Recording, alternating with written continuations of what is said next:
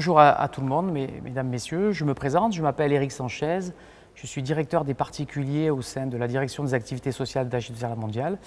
Et je vais vous présenter aujourd'hui un certain nombre d'actions que nous menons dans le cadre de solutions pour être à domicile dans de bonnes conditions. Et surtout, je voulais remercier le CapForm, l'organisation CapForm, la Ligue de l'athlétisme, mais également la CARSAT qui est partenaire de ce type d'événement qui s'est multiplié et qui a vocation à vous permettre de trouver des solutions de proximité dans votre vie au quotidien pour vous permettre de vivre dignement et le plus longtemps possible dans de bonnes conditions à domicile.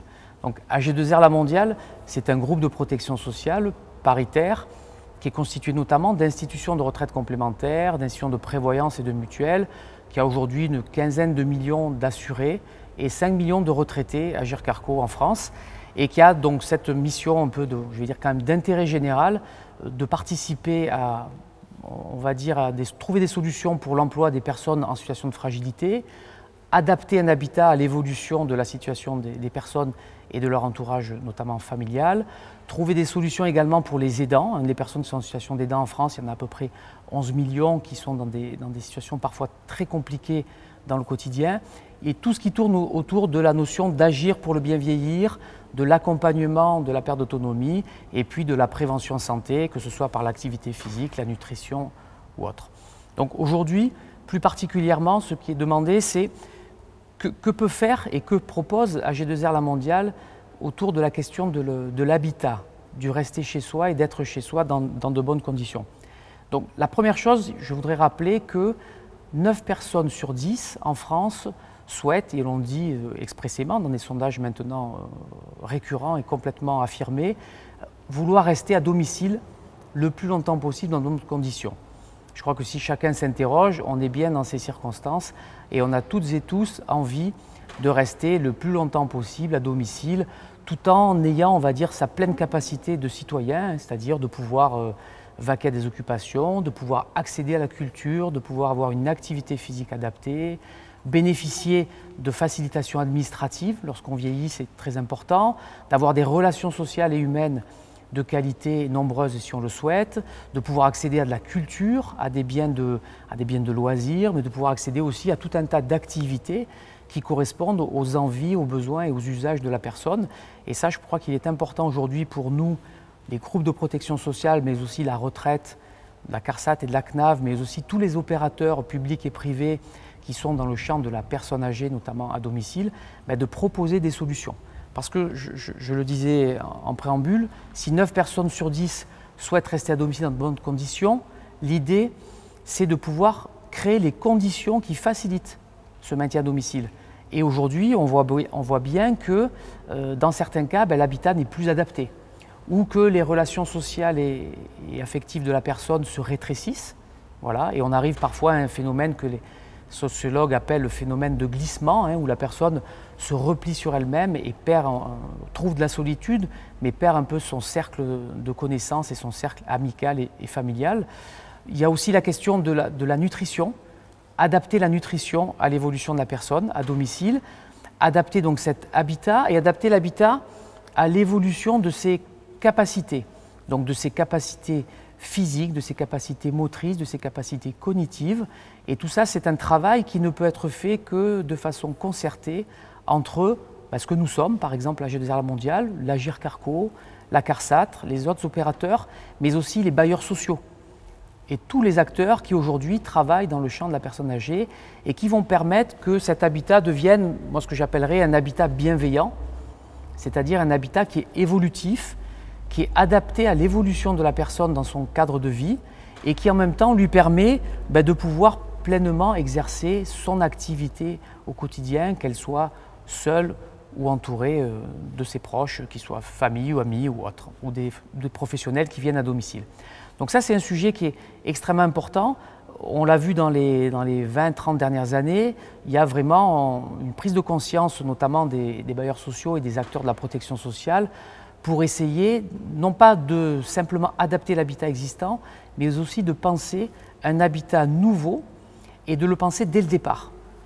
Je prends un exemple, ça veut dire que dans les constructions nouvelles, souvent maintenant on va imaginer que si la personne reste 20, 30 ou 40 ans, peut-être qu'elle aura besoin d'accéder plus tard à une salle de bain qui soit plus accessible, ou à des portes de poignée qui soient adaptées, ou à des prises électriques qui soient ajustables en termes de hauteur. Voilà. Toutes ces questions-là, aujourd'hui, sont travaillées, c'est ce qu'on appelle aussi notamment les aides techniques, sont travaillées le plus souvent avec des acteurs du monde scientifique, du monde de la construction, du bâtiment, du monde de l'immobilier, et puis des acteurs comme nous qui sont plus à même de travailler avec les retraités, notamment, pour voir quels vont être leurs besoins dans l'avenir et quelles sont leurs envies d'évolution à domicile. Donc par rapport à ça, pour être dans le concret et non pas imaginer des solutions à la place des gens, ce qui est toujours dommageable et du coup après le marché n'existe pas, parce que les personnes ne veulent pas du produit que vous créez, c'est de travailler, un des secrets, c'est de travailler avec des publics retraités dès le départ. Par exemple, on va imaginer, avec les personnes retraitées, on va faire un groupe de seniors testeurs qui vont tester des solutions proposées avec nous et avec des industriels. Et en fait, au domicile, par exemple, on va chercher à dire quelle est l'habitude de vie de la personne, comment je vis dans cet habitat, est-ce qu'à des moments donnés de la nuit, je me lève, et si je me lève, j'ai besoin de quoi pour être sécurisé dans mon cheminement, dans mon appartement, dans ma maison, dans mon studio, etc. Donc tout ça pour dire qu'aucune de ces solutions, que ce soit dans ce domaine ou dans les autres, ne peut se trouver sans que les personnes en fait, soient vraiment acteurs et actrices de ce que nous proposons ensuite comme solution. Donc ça, pour la question de l'habitat, c'est absolument fondamental et on voit bien, et y compris lorsque les personnes vieillissent, on voit bien qu'un habitat qui était pris au départ comme quelque chose de façon joyeuse et très, très adapté à sa situation de vie et familiale, au fur et à mesure devient, je ne vais pas dire un ennemi, mais en tout cas devient peut-être pourvoyeur d'obstacles parce qu'il entraîne des difficultés chez la personne pour se mouvoir dans son habitation, si justement au départ il n'est pas pensé comme ça. Donc ça, c'est une question qu'il est important de traiter. La deuxième question qui est importante de traiter également, c'est, je le disais, 9 personnes sur 10 veulent vieillir à domicile. Mais le domicile, je vais en parler un petit peu, c'est toute une palette de solutions. Le domicile, ça peut être un domicile à usage exclusif, de là où des personnes qui composent la cellule familiale notamment, mais ça peut être aussi un domicile partagé. Et aujourd'hui, il y a beaucoup d'expérimentation et d'expérience et beaucoup d'innovation dans ce domaine. On parle souvent d'habitat inclusif. Comment j'inclus des personnes peut-être qui ont des capacités amoindries dans un habitat pour qu'elles restent à domicile lorsqu'elles le souhaitent. On parle d'habitat partagé. Et là, ça veut dire qu'on peut être amené à partager l'habitat avec d'autres personnes, mais on peut partager par exemple des pièces communes, on peut partager des activités communes. On parle d'habitat intergénérationnel. Ça veut dire que là, l'idée, c'est de créer un lien entre les générations, ne serait-ce que pour échanger des services. Voilà, des jeunes, des étudiants, par exemple, souvent, peuvent être amenés à dire moi, je n'ai pas beaucoup de moyens par rapport à ça, mais je veux bien vivre au domicile, par exemple, d'une personne âgée ou d'un couple de personnes âgées, être une présence rassurante, une présence amicale, ponctuelle, parfois peut-être, mais ça se décide aussi de gré à gré, proposer des services. Ça peut être une aide aux courses, une aide à des petits travaux de bricolage ou autre. Et en même temps, pour l'étudiant, c'est la garantie dans un environnement qui est plutôt agréable, plutôt bien pensé et à un coût financièrement qui est très accessible. Vous voyez qu'il y a beaucoup de solutions aujourd'hui qui sont testées là-dessus. Alors, il y en a pas mal en France, il y en a pas mal dans les pays nordiques également. L'idée, c'est d'éviter, lorsque c'est possible, l'institutionnalisation, qui est un mot qui n'est pas très joli, donc c'est le fait d'être accueilli dans un établissement collectif. Alors, loin de moi l'idée de décrier les établissements collectifs. Il y a des établissements, que ce soit maisons de retraite médicalisées ou autres, qui sont de grande qualité, avec des gens vraiment dévoués et qui ont à même d'accueillir les personnes dans de bonnes conditions. Et parfois même si c'est un peu plus minoritaire, c'est souhaité par les personnes âgées qui ont vraiment besoin d'être dans un cadre collectif qui les sécurise et qui leur apporte tous les services au quotidien. Ça peut être des services de kiné, des services de coiffeur, des services plus liés au bien-être, au massage, à l'esthétique, à l'accès à la culture, ne serait-ce que rencontrer des personnes tous les jours pour des événements un peu festifs, des anniversaires, des fêtes, des séances de cinéma ou de culture ensemble. Voilà. Donc l'idée, encore une fois, ce n'est pas de dire que ce n'est pas le tout ou rien. C'est vraiment un nuancier, une palette de solutions.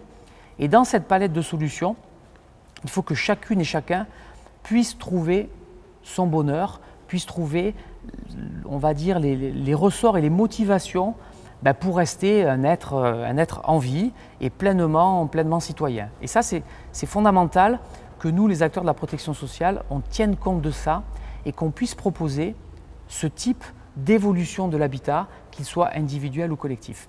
Mais ça nécessite pour ce faire, bien évidemment, qu'il y ait un modèle économique qui vive et qui soit pleinement acceptable et accepté par l'ensemble des parties. Donc quand on est au domicile privatif ou exclusif, là c'est du ressort de la personne. Et puis tout autour de ça, il y a toute une construction avec nous, avec par exemple la GIZ mondiale, avec la GIRCARCO, mais aussi avec les conseils départementaux, qui vont mettre en place des plans d'aide personnalisés et qui vont permettre, en fonction du degré de perte d'autonomie de la personne, d'être accompagnée dans les actes de la vie essentiels, par exemple la nourriture, par exemple les courses, mais aussi la relation de personne à personne pour ne pas se sentir seul. Ça peut être une aide aux actes administratifs, tout simplement, parce qu'on voit bien qu'on est dans un monde de plus en plus connecté, de plus en plus numérique, et pour lesquels parfois, pour une personne âgée qui n'a pas vécu ça tout de suite, c'est un peu la course d'obstacles pour avoir une relation avec une administration quelconque, et dans ce cadre, avoir accès au service de cette administration sans avoir forcément la connexion pour ça, la connaissance, que ce soit une tablette ou un ordinateur.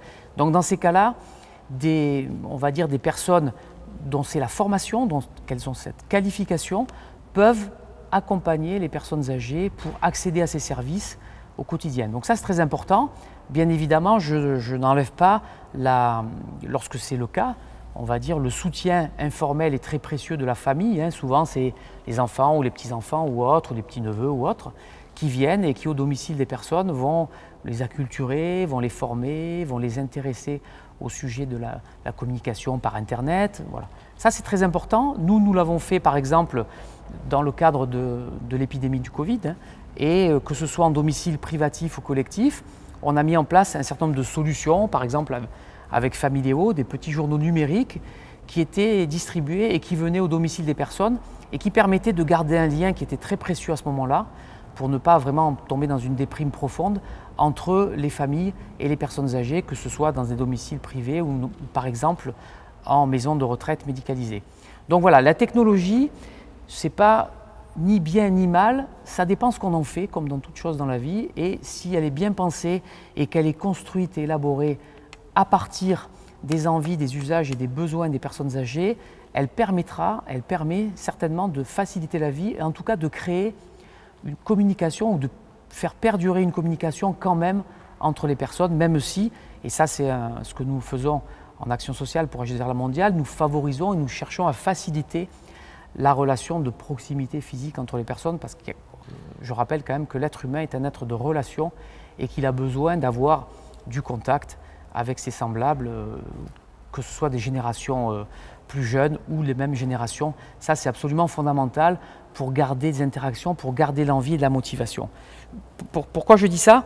Parce que dans toutes les études qui sont faites, un habitat bienveillant et techniquement sûr, ça ne suffit pas à produire une vie de qualité pour la personne âgée. Je le disais tout à l'heure, la relation sociale, l'accès à l'extérieur, l'accès à la vie sociale, à la vie citoyenne, à la vie culturelle, festive ou autre, est fondamental.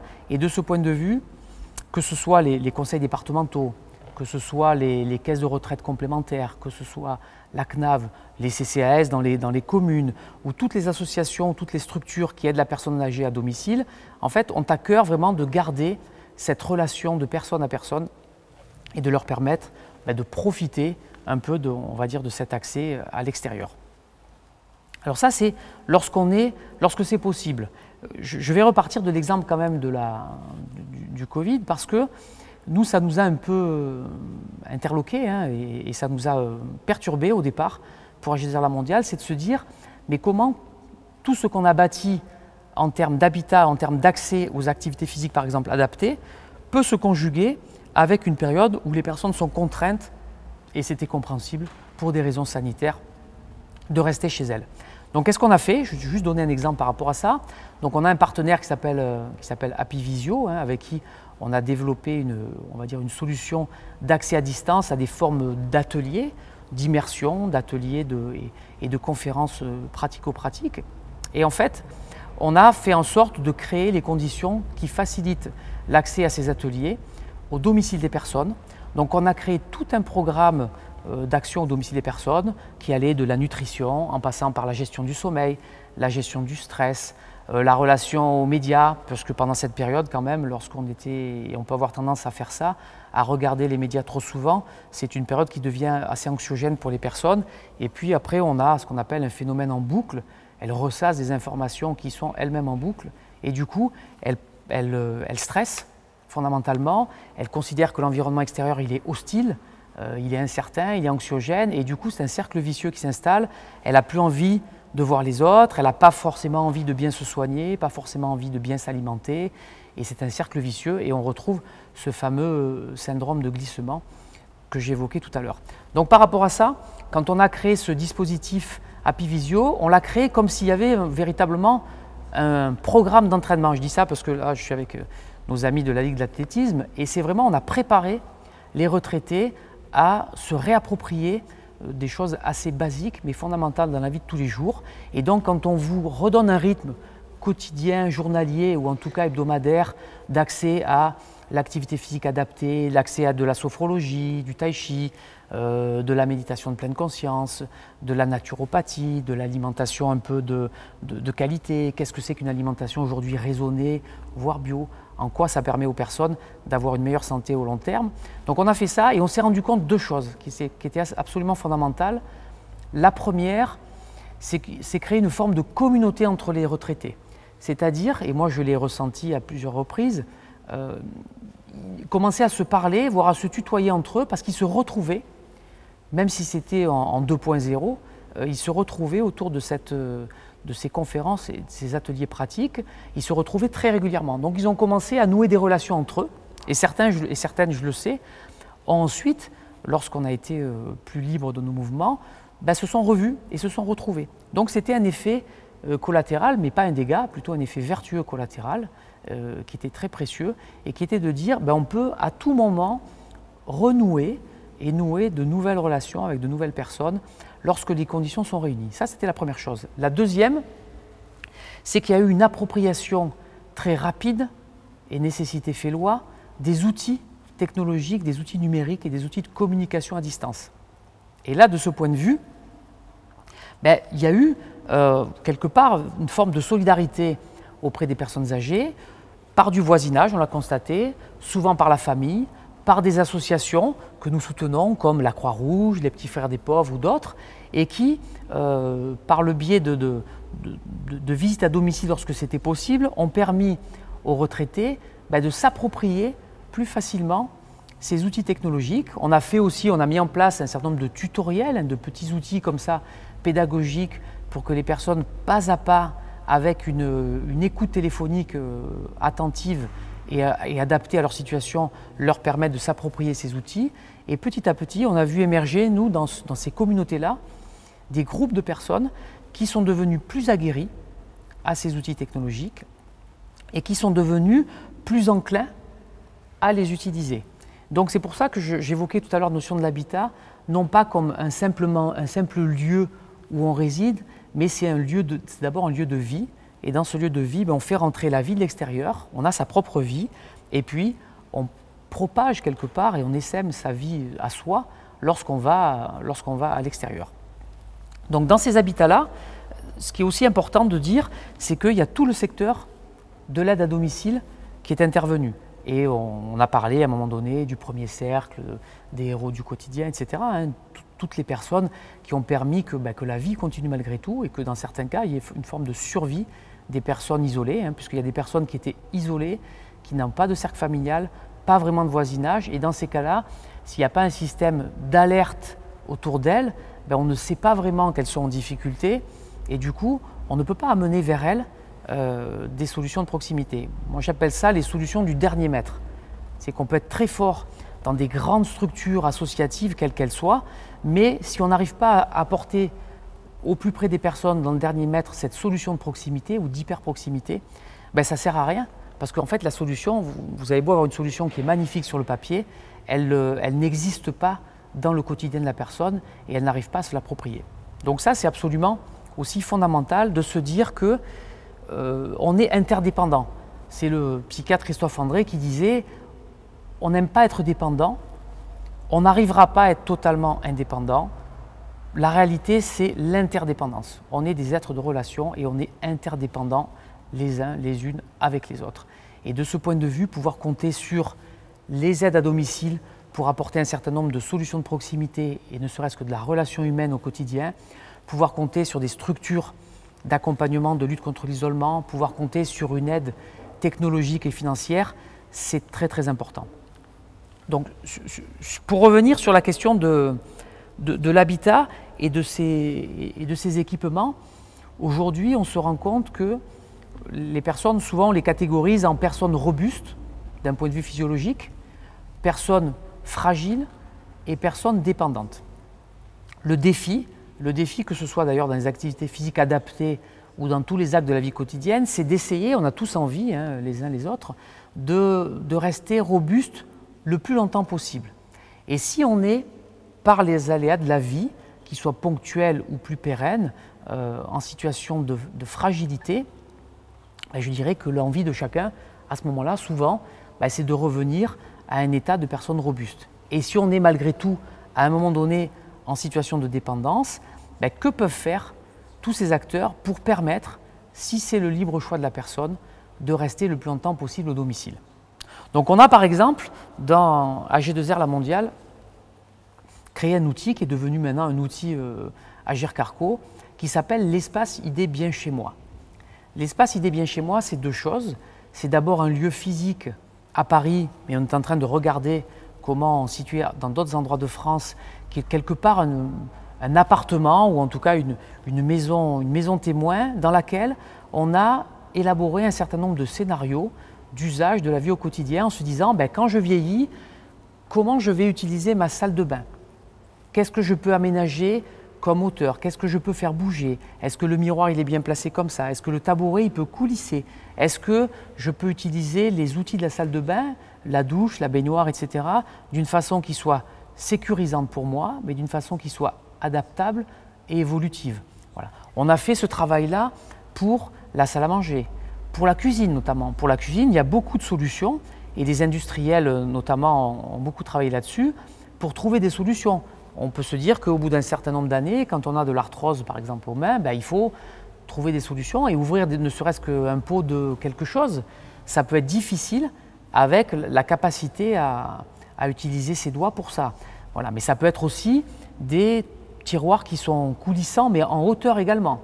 Ça peut être aussi des ouvre-boîtes qui sont, on va dire, automatisés. Voilà. Tout un système comme ça de petits et grands outils qui vont permettre à la personne de ne pas être coincée au domicile en disant « je ne peux plus rester ». Voilà. Nous, l'idée, c'est de dire si vous ne souhaitez plus rester à domicile parce que vous ne vous sentez pas bien à domicile et que vous voulez vraiment avoir une solution plus collective d'hébergement, on doit pouvoir vous proposer ce que j'évoquais tout à l'heure, ces habitats partagés, habitats inclusifs, habitats intergénérationnels ou autres. Par contre, si vous souhaitez rester à domicile, le blocage technologique, on doit le dépasser. Et on doit le dépasser avec cette inventivité. On a beaucoup travaillé pendant des années d'ailleurs avec la Fondation Leroy Merlin, justement pour on va dire cet enjeu-là de se sentir bien chez soi. Et qu'est-ce que c'est que se sentir bien chez soi? Ce n'est pas simplement être posé là, c'est aussi se sentir pleinement vivant, mais aussi pleinement en capacité d'utiliser tous les atouts de son domicile. Donc on a cet espace idée bien chez moi, qui a cette vocation, on va dire, de maison témoin, mais qui a aussi une autre vocation qui est d'organiser très régulièrement, et du coup on l'a fait après à distance et non plus en présence, des conférences et des ateliers sur tous les domaines de la vie quotidienne, que ça touche à la santé, à l'alimentation, au sommeil, à la gestion des actions administratives, etc., pour pouvoir inviter des retraités à se projeter. L'idée dans ces cas-là, même si on n'a pas tout le temps envie d'y penser trop en avance, c'est d'imaginer son évolution de vie, son chemin de vie, et à partir de là, d'essayer d'avoir auprès de soi un certain nombre de réflexes et de solutions qui sont proposées pour que le moment venu, pour soi, pour son parent, pour sa compagne ou son compagnon, ou si c'est les enfants, pour ses parents, viennent proposer des solutions qui soient adaptées à la vie de la personne et à ses souhaits, à ses besoins. Donc ça, l'espace idée bien chez moi est très utile de ce point de vue, et on va dire digitalisation oblige, on a rendu à travers des casques de réalité virtuelle ce travail-là, on l'a rendu accessible à un plus grand nombre, puisqu'on a virtualisé, on va dire, cette espèce de promenade ou d'ambulation dans un habitat, en se disant, voilà, dans cet habitat, qu'est-ce que je peux faire évoluer dans la cuisine, dans la salle à manger, dans la chambre ou dans la salle de bain? Qu'est-ce que je fais évoluer d'un point de vue technique ou technologique pour me permettre d'y rester le plus longtemps possible? Donc ça, c'est vraiment quelque chose qui est très important. Après, on a aussi développé, que ce soit à travers H2R Mondial ou la GIRCARCO, un dispositif qui s'appelle Horizea, voilà, peu importe le nom, mais l'idée c'est que des conseillers chez nous, en activité sociale, soient très spécialisés et très renseignés sur tous les outils et tous les dispositifs qu'on peut mettre au bénéfice des personnes âgées ou de leurs proches, lorsque c'est les proches qui nous contactent. Et là, de ce point de vue, l'idée c'est vraiment de faire un 360 degrés dans la vie de la personne et de voir avec elle, de l'écouter le temps qui est nécessaire. Il n'y a pas de limite de temps de ce point de vue, hein. C'est vraiment écouter la personne dans ce qu'elle désire nous dire, nous raconter de sa vie et de ses envies, et à partir de là, c'est de lui permettre d'exprimer son désir qui peut être moi j'ai plus de vie sociale, là où j'habite je suis bien, mais j'ai une mobilité qui s'est amoindrie, qu'est-ce que vous pouvez faire? Et là, par exemple, avec la GIRCARCO, on a développé ce qu'on appelle des services dits communautaires, hein, et un dispositif qui s'appelle Sortir Plus.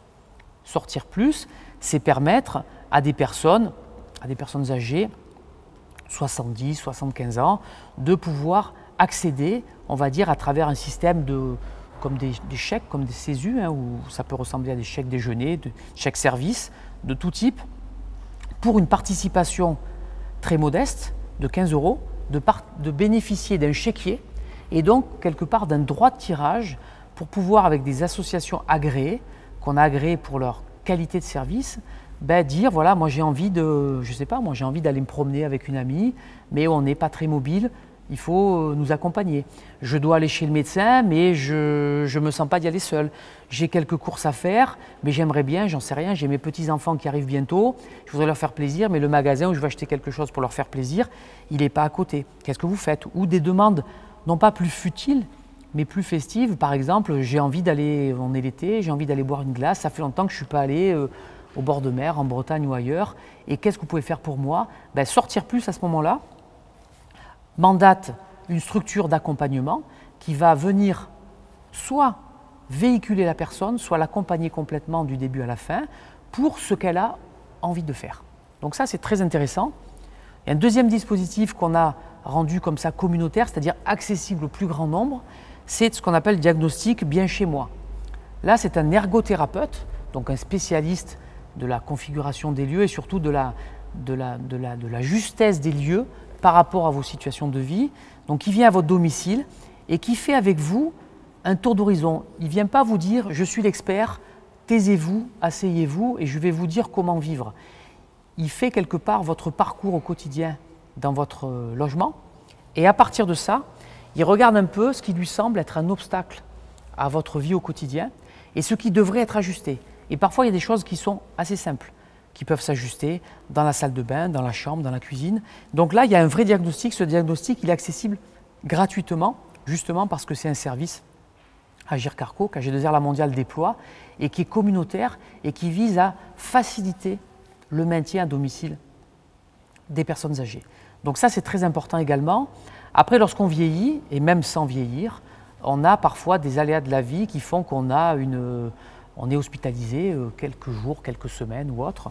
Et du coup, quand on revient, si on est seul ou moins seul, ben on se retrouve face à des difficultés parce que peut-être qu'on a perdu un peu de mobilité fonctionnelle, peut-être qu'on a perdu un peu de capacité physique et on a besoin à ce moment-là d'avoir une aide momentanée. Donc on a créé l'aide momentanée d'urgence qui est là aussi accessible à un coût très modeste et qui permet à la personne de bénéficier de plusieurs heures de mise à disposition d'une personne à son domicile pour faire du ménage, faire du repassage, apporter, confectionner un repas, lui tenir compagnie, mettre en ordre la maison. Voilà. Toutes choses qui font que lorsqu'on va revenir au domicile, on aura un poids de moins, je vais dire techniquement, mais aussi un poids psychologique de moins en se disant « je vais revenir ». Ouh là là, qu'est-ce que ça va être difficile. Non, ça sera un peu plus facile parce que vous allez avoir quelqu'un qui va vous aider à revenir dans de bonnes conditions. Donc tous ces dispositifs ont un même objectif.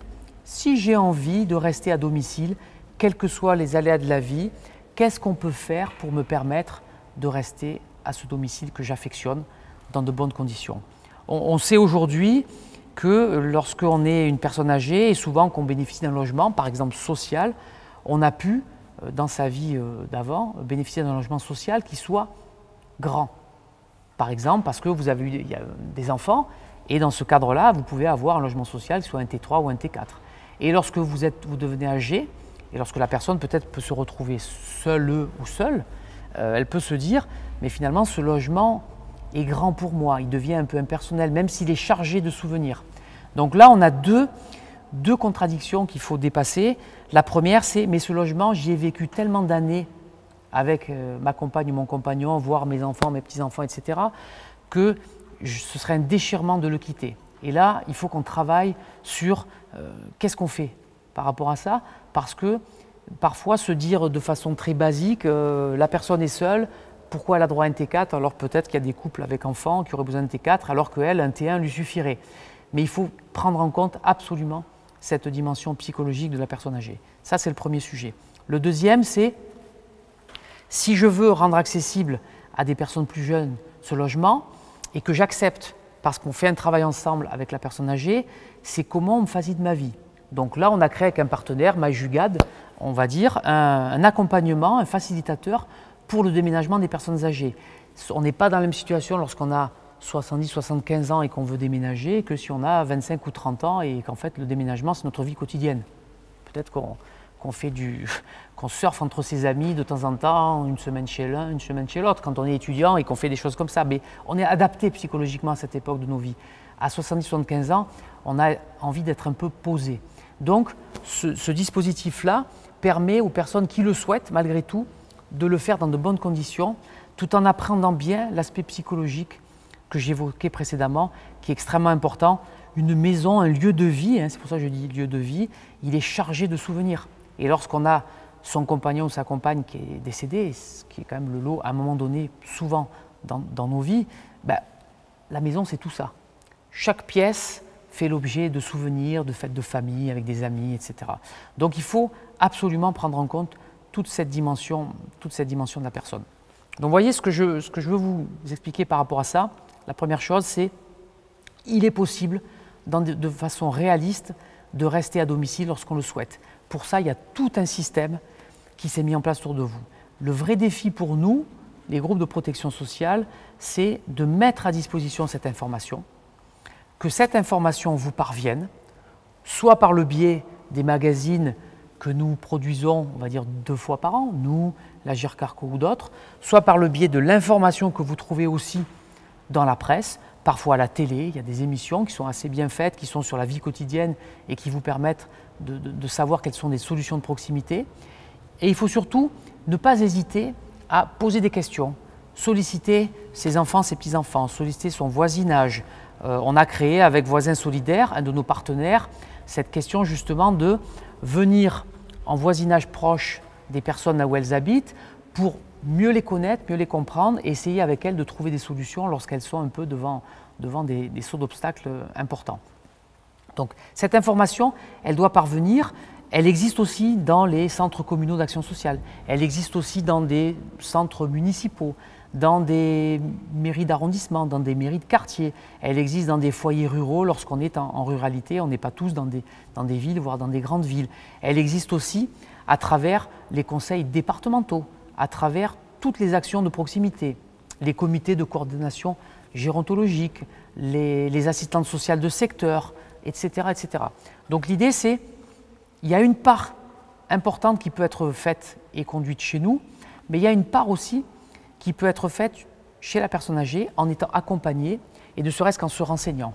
Vous avez aujourd'hui sur le site internet, vous n'êtes pas obligé d'y aller tout seul, vous pouvez y aller avec vos enfants, vos petits-enfants ou autres, ou un voisin tout simplement, le site internet de l'Agir Carco, d'AG2R La Mondiale. Vous avez accès, dès lors que vous allez sur ce portail-là, à tout un ensemble d'informations beaucoup plus précises que le tableau que je vous brosse là, et qui va vous donner des contacts physiques, des contacts par téléphone, des contacts d'associations de structures, des endroits, des lieux où aller, des associations à contacter, et qui ont, elles, connaissance de vos situations, connaissance de vos besoins, et qui pourront vous aiguiller dans tous ces actes-là.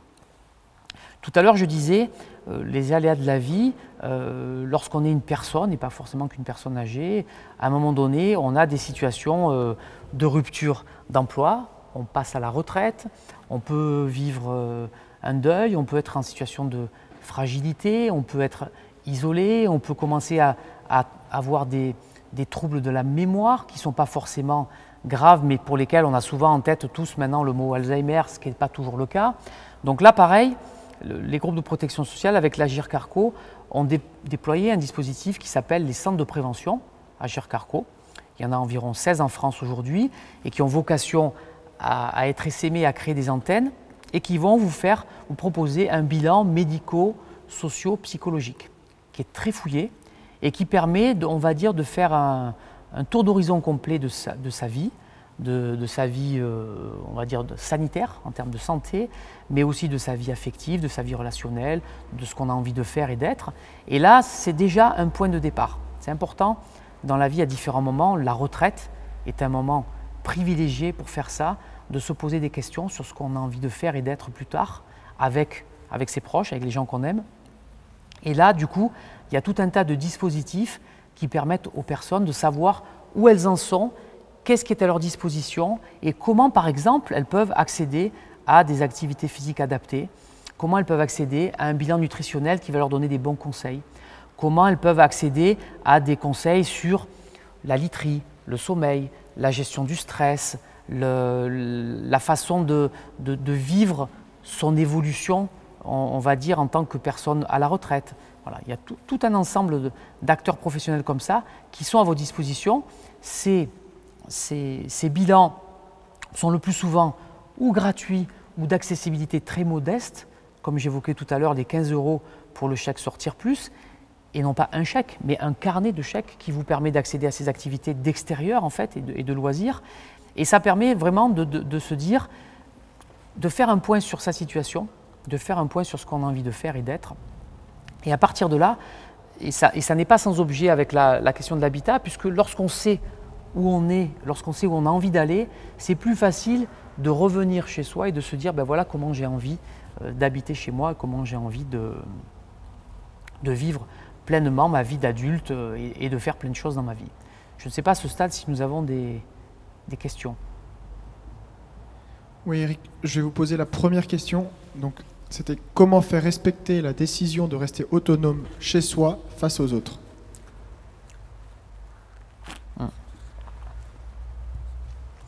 C'est une très belle question, qui est très difficile bien sûr, sinon elle ne serait pas posée. Et ça veut dire certainement que la personne qui la pose est dans ces situations-là qui sont douloureuses et difficiles. On avait fait un travail avec le think tank, hein, c'est un organe de réflexion, on va dire, sociétale, qui s'appelle la Fondation Terra Nova, et le CREDOC, qui est un organisme que vous connaissez peut-être plus, hein, qui travaille sur les habitudes de consommation des citoyens de ce pays. Et justement, la question c'était le moment un peu psychologiquement très douloureux, très difficile, où on décide que ça n'est plus possible de rester à son domicile privatif. Voilà. Et là, c'est un moment qui est difficile pour tout le monde. C'est difficile pour l'entourage, les aidants que sont les enfants, la compagne ou le compagnon suivant le sujet. C'est difficile pour la personne qui se sent en perte d'autonomie et qui se sent dévalorisée en termes d'image, qui commence à avoir une moins bonne estime de soi et qui se dit mais je suis peut-être un fardeau pour les autres, mais qu'est-ce que je fais, où j'ai envie d'être. Donc là, nous, le conseil qu'on donne, c'est toujours, dans ces cas-là, c'est d'anticiper quand même et d'en parler. Il faut quand même que les personnes considèrent qu'elles sont dignes et dignes d'intérêt et de respect, et elles ont le droit d'exprimer à ce moment-là qu'elles ont envie peut-être d'être accueillies dans un établissement collectif, mais que par contre, si elles n'ont pas envie de l'être, elles doivent pouvoir l'exprimer et on doit pouvoir essayer, je ne dis pas que c'est possible dans tous les cas, mais en tout cas, à travers un dialogue, de tenir compte de ça. Si ça n'est pas le cas, il y a tout un ensemble aujourd'hui d'associations qui sont éligibles à ça et qui peuvent être sollicitées. Sans parler de maltraitance, où il y a effectivement en France des opérateurs comme ça d'intérêt public, anciennement Alma et aujourd'hui avec un numéro unique, qui sont là pour justement écouter ces cas qui peuvent confiner à la maltraitance lorsque on ne tient pas compte du désir de la personne. Moi je dis toujours, et quand je fais des visites près de directions d'établissements pour personnes âgées dépendantes, d'EHPAD ou maisons de retraite médicalisées, je dis toujours aux directions en place, oui, c'est pas de souci, vous êtes jeune, vous êtes en forme et tout, mais imaginez-vous dans 25, 30 ou 40 ans, comment vous avez envie d'être considéré à ce moment-là de votre vie, ce que vous aurez envie d'être, faites-le pour les autres. Parce que ça vous arrivera. Là, je ne connais pas, je n'ai pas d'exemple autour de moi de personnes qui ont la jeunesse éternelle, donc on n'en a pas encore vu. Après, ça dépend des croyances de chacun, mais en tout cas, ce n'est pas le propos. À partir de là, ça veut dire simplement que la personne qui vous propose des solutions, il faut qu'elle se mette aussi à votre place, parce que votre place, elle y sera un jour. Elle y sera un jour, donc on a toutes et tous intérêt à essayer de regarder ensemble quelles sont les meilleures solutions. Et ce n'est pas facile ce que je dis, et je l'ai vécu comme beaucoup d'entre vous j'imagine, au moment où la personne a très envie de rester chez elle, mais peut-être qu'à un moment donné, ça n'est plus raisonnable parce que la situation n'est plus tenable et que les gens qui vont en souffrir aussi, ce n'est pas que la personne, mais c'est aussi tout son entourage. Et là, ça touche à la question des aidants. Et on sait dans ce cadre-là que les aidants sont souvent des personnes qui ont un diagnostic d'évolution de vie péjoratif. Elles vivent moins longtemps parce que lorsque c'est trop lourd pour elles, en fait, elles se soignent peu, elles se soignent plus, elles vivent mal et elles ont une évolution qui est dramatique en termes de santé, tout simplement.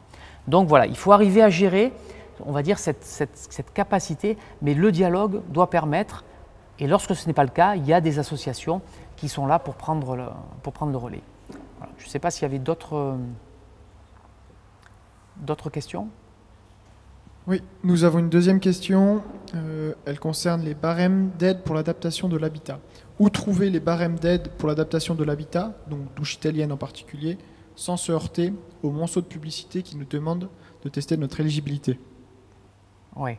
Alors, c'est assez simple. Là, que ce soit sur le site internet Agir Carco ou Agir Vers la Mondiale, j'ai même le numéro, j'ai un numéro dédié, moi, pour vous donner, qui s'appelle Orisea, qui est un dispositif où nous avons des conseillers au bout du fil qui peuvent conseiller les personnes et leur donner et leur indiquer les organismes qui sont référencés et les organismes qui ne sont pas là pour faire, je ne vais pas dire de l'argent, mais qui sont là parce que c'est leur mission d'intérêt général de rendre service. C'est ce que je disais tout à l'heure sur le diagnostic Bien chez moi, qui est gratuit au domicile des personnes et pour lesquels on va les conseiller en termes d'adaptation du logement.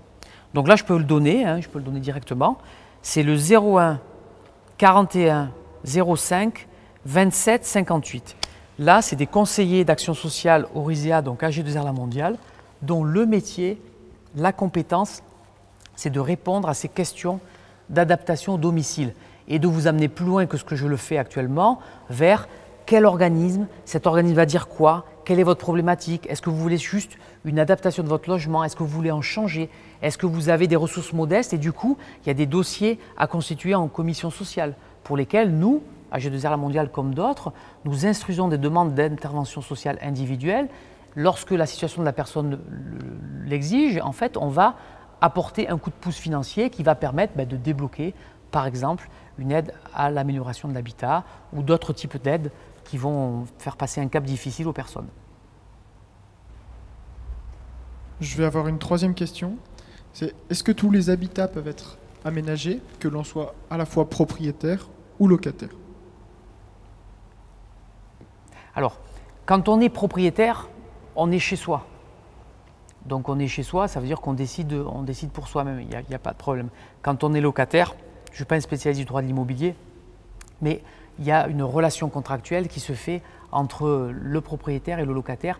Il y a des choses qu'on ne peut pas faire.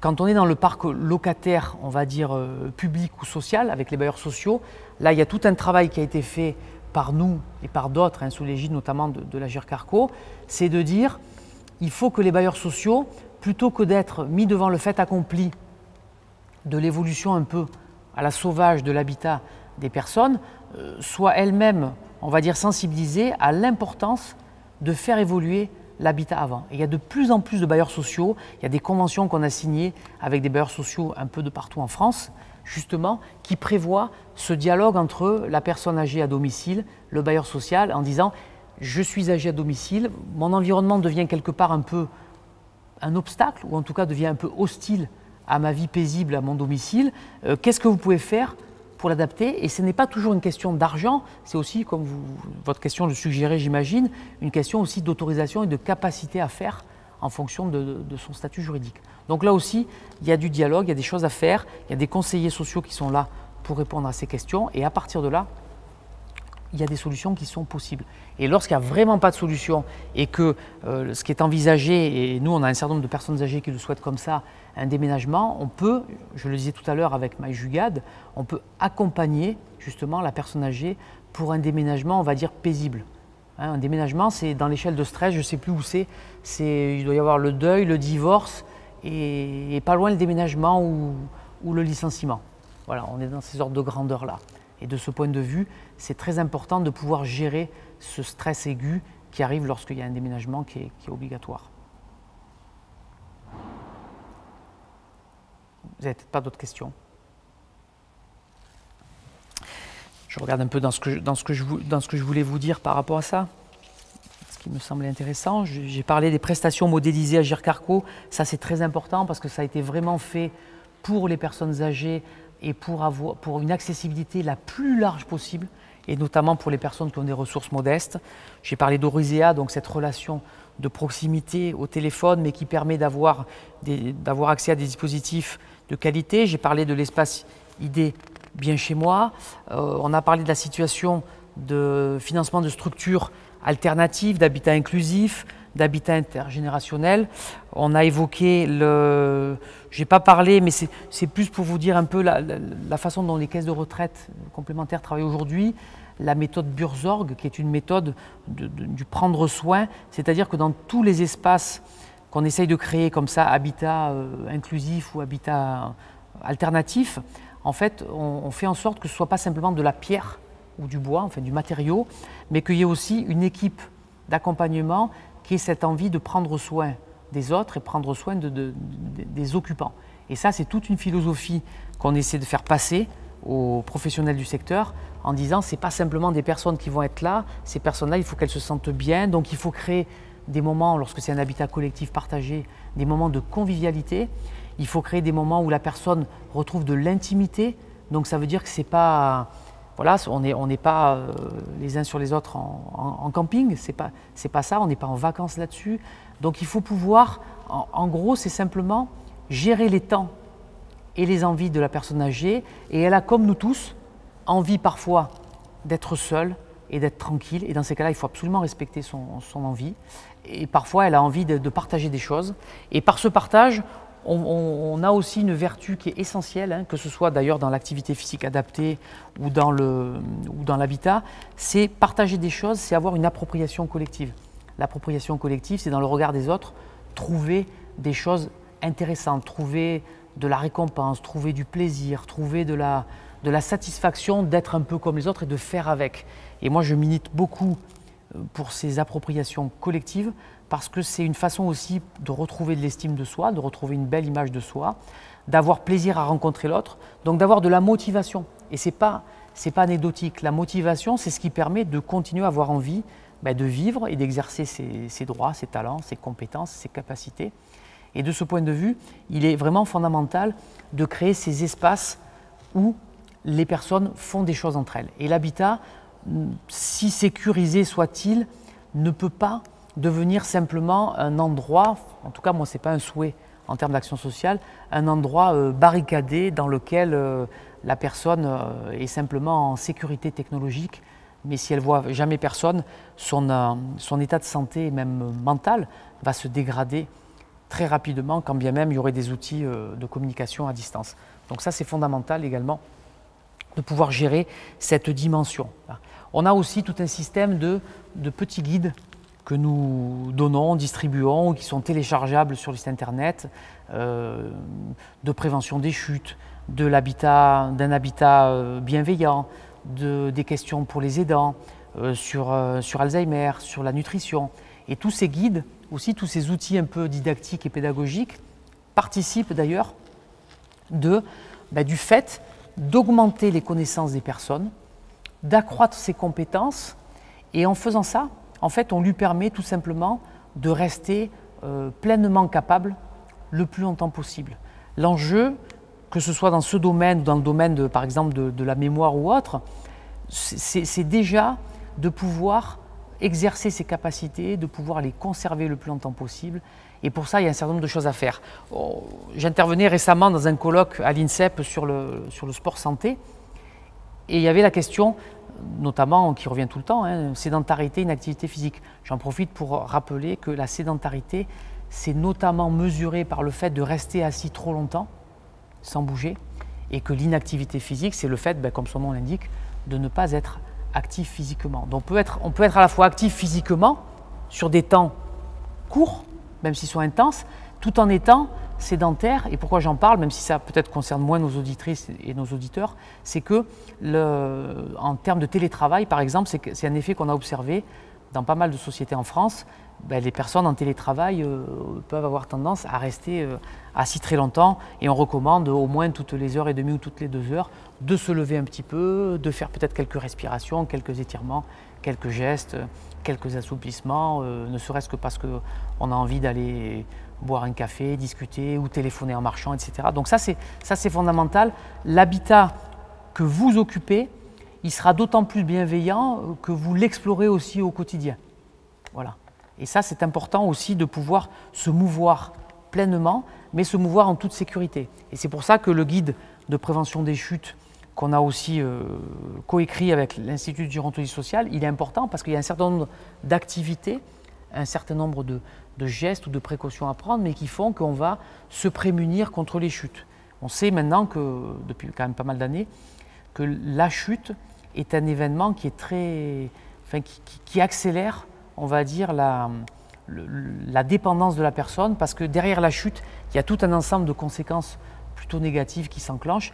Donc il faut arriver à vite remobiliser la personne, lui permettre de se réhabiliter d'un point de vue fonctionnel et pouvoir revenir dans son appartement ou son studio ou sa maison, peu importe. Et à partir de là, c'est ce que j'évoquais tout à l'heure, avoir une aide à domicile adaptée et avoir un habitat technologiquement et techniquement qui est configuré pour ça et qui est ajusté à la personne pour pouvoir revenir dans de bonnes conditions. Sinon, ça peut être un cercle vicieux. Je tombe, je me casse le col du fémur, je suis hospitalisé, je me nourris moins, je bouge moins, je fais moins attention, j'ai une perte de tonus musculaire, etc. etc. Et derrière, quand je reviens, je ne suis plus vraiment en état d'y rester. Et du coup, j'ai besoin d'être accueilli dans un établissement collectif, alors que ce n'était pas mon choix initial. Donc là, il y a tout un ensemble de dispositifs et d'actions à mettre en place qui sont pluriels et qui vont mobiliser des acteurs de la condition physique avec des kinés, avec des personnes au domicile, avec des ergothérapeutes, etc. Donc ça, c'est aussi très important. Eric, est-ce que vous pouvez redonner le numéro de téléphone d'Agir Carco pour les organismes agréés d'aide à l'aménagement de l'habitat? Merci. Alors ce sont plus exactement des conseillers sociaux qui orientent sur toutes les questions de maintien à domicile. Donc ça va être ce que vous dites, mais ça peut être aussi plus large que ça. Donc c'est le 01 41 05 27 58. Après, je ne sais pas si sur ce modèle-là, on pourra peut-être vous donner accès peut-être à des documents qu'on pourrait vous faire passer avec des fiches pratiques. Si c'est le cas et que c'est possible, on pourra mettre à disposition, bien sûr, hein, de l'organisateur de cette très belle initiative, on pourra mettre à disposition un certain nombre de documents que je ne pouvais pas aussi aujourd'hui détailler trop finement, ou dans lesquels vous aurez vraiment des adresses, des lieux, des numéros de téléphone, ce que ça fait, les conditions d'éligibilité, donc d'accès au dispositif, et puis comment vous renseigner et comment en bénéficier surtout. Je regarde si j'ai oublié des choses, mais je crois que... Oui, je disais, donc 9 Français sur 10 veulent vieillir chez eux. 65% du parc français de logement construit avant 1975 échappe aux réglementations thermiques. Donc ça, c'est un sujet qui nous préoccupe, nous. Ça me permet d'en dire quelques mots de ce qu'on appelle la précarité énergétique. Il y a des habitations aujourd'hui qui sont de véritables passoires énergétiques, hein. C'est-à-dire que si vous chauffez, bah c'est comme si vous jetez quelque chose dans un panier dont le fond est percé. Ça sert à peu près à pas grand-chose.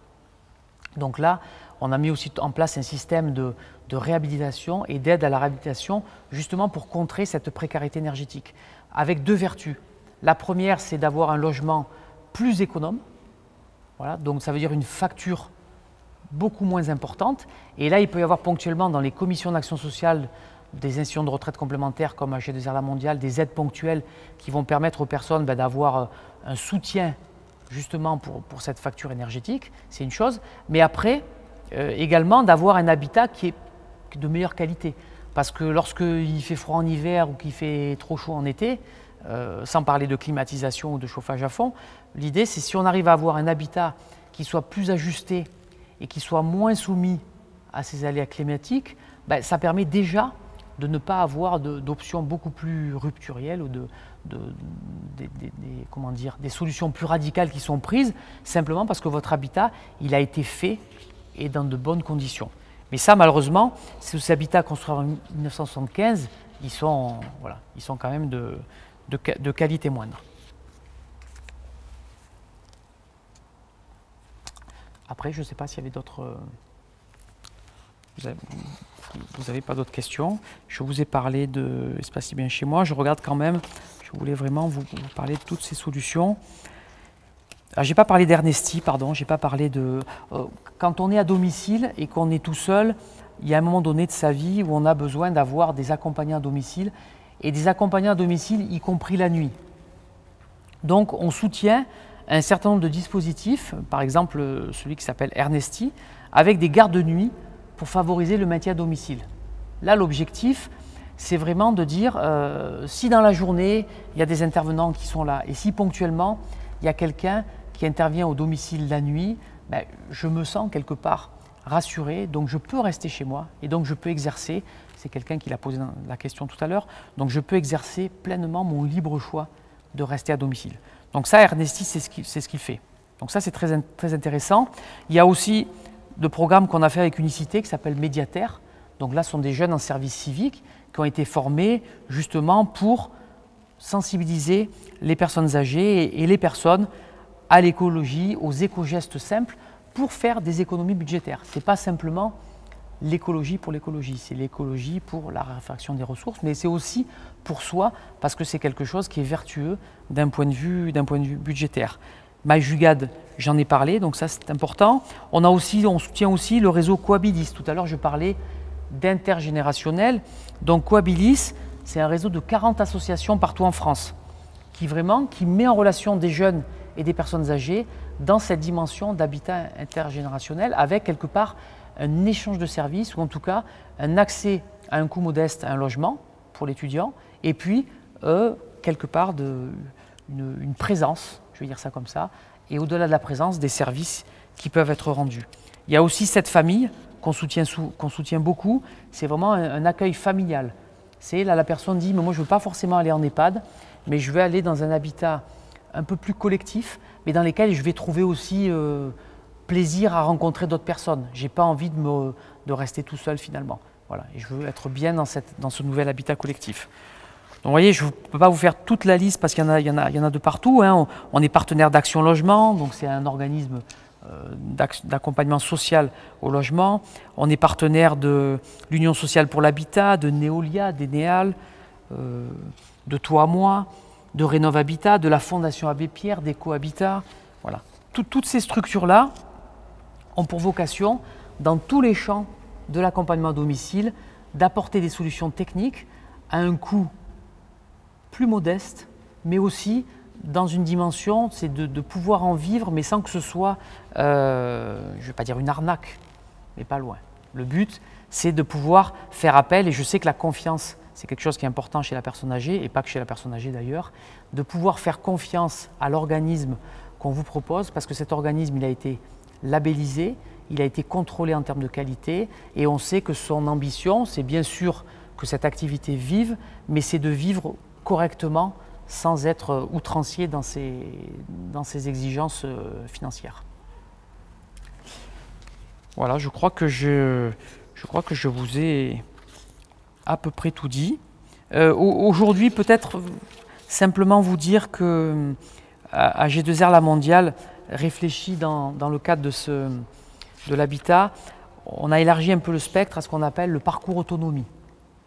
On considère, ou parcours résidentiel, comme on considère un parcours prévention, que la personne, à tous les âges de la vie, ses besoins et ses envies vont évoluer, et qu'à chaque étape, on va essayer de voir, avec les aléas de la vie, les évolutions de la vie, qu'est-ce qu'on peut proposer comme dispositif lorsqu'on a 60 ans, 70 ans, 80 ans, etc. Voilà, donc on est en train de travailler ça avec tout le réseau, tout l'écosystème d'acteurs et d'opérateurs publics et privés que j'ai évoqué précédemment, de voir comment on peut accompagner au long cours ça. La démarche d'après pour nous, c'est de porter cette information le plus largement possible, donc ça dans le cadre d'AG2R La Mondiale, mais aussi de l'Agir Carco, de faire en sorte que cette information, elle arrive jusqu'aux destinataires qui sont potentiellement, qui souhaiteraient en tout cas en bénéficier.